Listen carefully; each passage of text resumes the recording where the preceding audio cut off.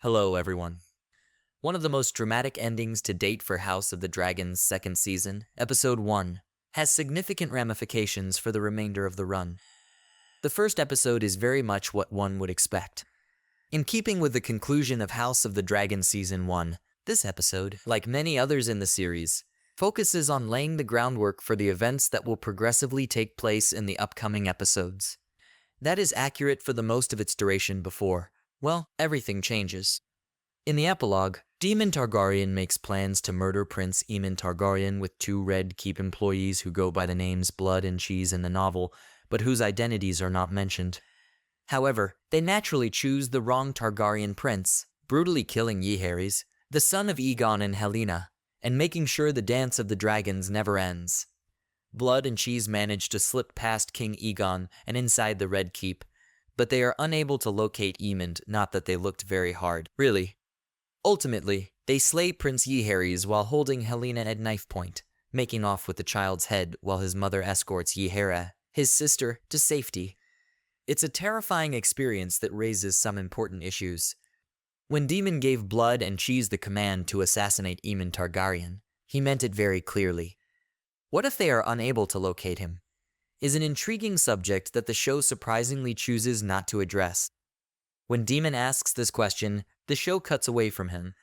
Cheese answers that they were told to make it a son for a son, but there is still a lot of room for interpretation regarding what Daemon's true motivations were and whether or not he gave the order to kill Jaehaerys.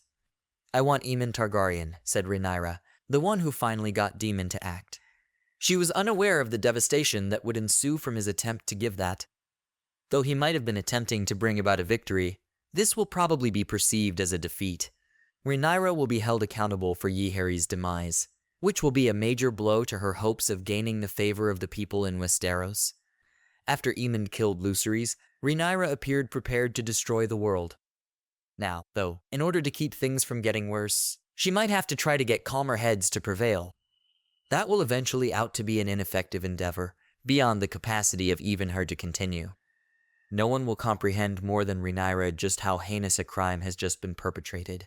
Therefore, expect at least an attempt on her part to try and find another way to put an end to the conflict without the use of dragons.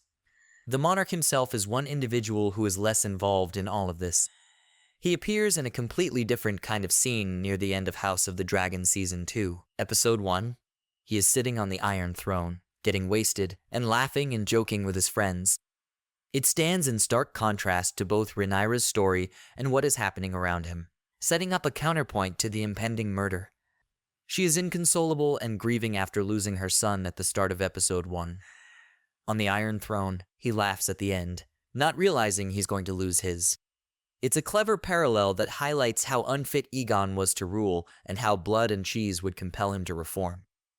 After this, Aegon ought to show a new side that is more impulsive, motivated by rage and retaliation, and that will result in a great deal more bloodshed.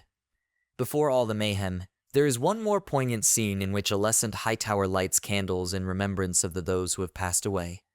She lists her mother, Allerai Florent, her husband, Viserys Targaryen, and her grandson-in-law, Lucerys Velaryon. The other two names are far more intriguing, but the Viserys part is rather obvious. In addition to being a clever revelation, this is the first instance of Alicent's mother's name and residence being confirmed in the universe. It also has some fascinating background. The emblem of House Florent is a fox surrounded by blue flowers. This is consistent with Alicent's attire from the first few episodes of House of the Dragon Season 1. Her auburn hair and blue outfits allowed her to perfectly embody the house's colors. That meant that in Episode 5, when the divides were really planted, she was more Florent than Hightower, dramatically changing to the green of the latter's flame for war. Meanwhile, naming Lucerys expresses Alicent's regret at his passing. There was no indication that she was close to the boy, so it's more likely that Alicent is grieving the loss of her friendship with Rhaenyra in this instance. That demonstrates that she still harbors feelings for her old buddy, but it remains to be seen if she will allow them to be or whether they may be reached in House of the Dragon's future. Thank you for watching. Please subscribe.